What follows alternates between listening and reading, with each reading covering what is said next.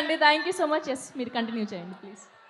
ఇక్కడికి విచ్చేసిన సినిమాటోగ్రఫీ మంత్రివర్యులైన శ్రీ కందులు దుర్గేష్ గారికి, అదేవిధంగా శాసనసభ్యులైన శ్రీ పంచకల రమేష్ బాబు గారికి, సుందరపు విజయ్ కుమార్ గారికి, అదేవిధంగా వంశకృష్ణ యాదవ్ గారికి, మరి కాసేపట్లో విచ్చేస్తానని మనకి మాట ఇచ్చిన శ్రీ వెలగపూడి రామకృష్ణ బాబు గారికి, అదేవిధంగా మెగా ఫ్యాన్స్ అందరికీ కూడా, సినిమా ఫ్యాన్స్ అందరికీ కూడా మనస్ఫూర్తిగా నమస్కారాలు తెలియజేసుకుంటూ, కొరియన్ కనకరాజు అనే సినిమా ద్వారా ఒక విన్నింగ్ స్ట్రీక్ని, అంటే ఒక గెలుపు స్ట్రీక్ని కేవలం మెగా ఫ్యామిలీలోనే కాదు, తెలుగు ఇండస్ట్రీకి ఆ స్ట్రీక్ని అందజేసిన మన కొరియన్ కనకరాజుగా నటించిన మెగా ప్రిన్స్ శ్రీ వరుణ్ తేజ్ గారికి, హీరోయిన్ గారికి రితికా గారికి, సత్య గారికి, డైరెక్టర్ అయిన గాంధీ గారికి, ప్రొడ్యూసర్ అయిన క్రిష్ గారికి, డిస్ట్రిబ్యూటర్లకి, ఈ సినిమా చూసి కడుపుబ్బా నవ్వులే నవ్వులు అని చెప్పన్న ప్రేక్షకులందరికీ కూడా మనస్ఫూర్తిగా నేను అభినందన తెలియజేసుకుంటున్నాను.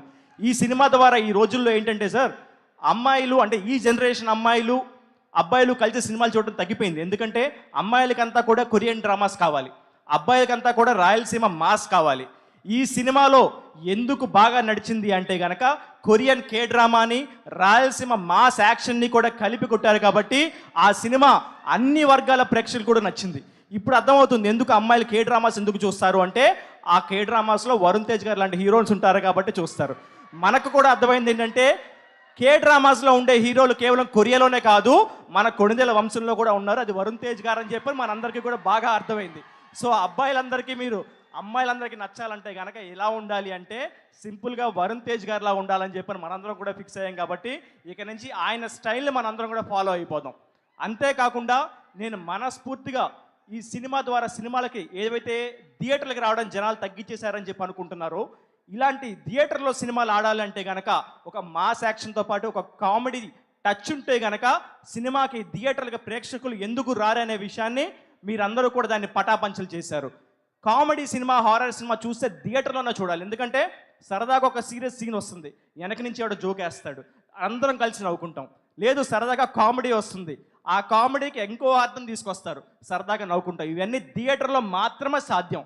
సో కాబట్టి థియేటర్ని, ఒక సినిమాని మళ్ళీ బతికించినందుకు, మరీ ముఖ్యంగా నెక్స్ట్ రాబోయే సినిమాలో కూడా ఒక విన్నింగ్ స్ట్రీక్ని ఇచ్చినందుకు కొరియన్ కనకరాజు చిత్రానికి మనస్ఫూర్తిగా అభినందన తెలియజేసుకుంటూ, మరీ ముఖ్యంగా ఒకే కుటుంబంలో తండ్రి నేషనల్ అవార్డు సాధించారు, కొడుకు నేషనల్ అవార్డు సాధించారు, రీసెంట్గా మెగా ప్రిన్సెస్ నిహారిక గారు కూడా నేషనల్ అవార్డు సాధించారు.